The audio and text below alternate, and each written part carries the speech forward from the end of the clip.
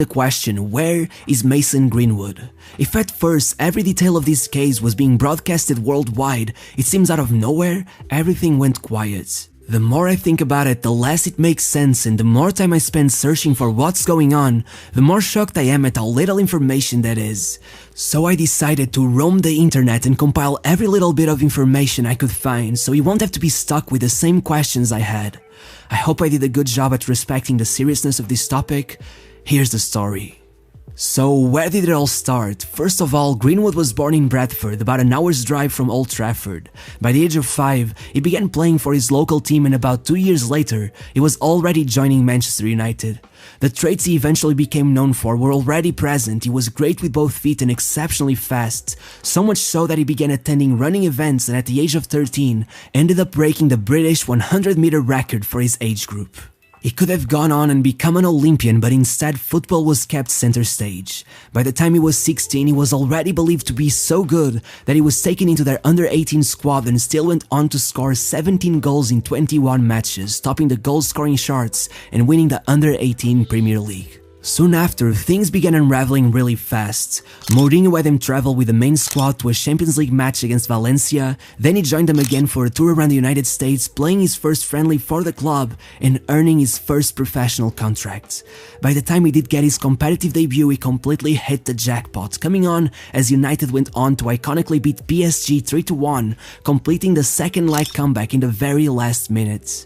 It was in this same year that Mason Greenwood, who after all was still in high school, started a relationship with a girl who attended his school. Her name was Harriet Robson.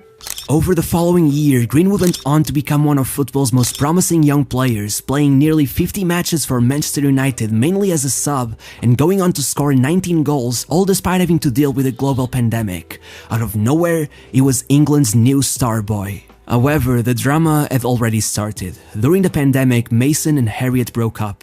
It seemed there were no hard feelings, it was just a mutual decision as they were struggling to deal with keeping their relationship afloat among all the chaos the world was engulfed in. But yet, one of their friends came out to say, they have a lot of problems, it certainly isn't the best relationship. Which now feels like a bit of foreshadowing. However, if the media were already giving this breakup its fair share of time in the spotlight, it would not compare with what would happen next. In September of 2020, shortly before the next season started, the England squad traveled to Iceland for a Nations League match, and there was great expectation as Phil Foden and Mason Greenwood, considered to be the next in line for the title of England's finest, were bound to make their debuts.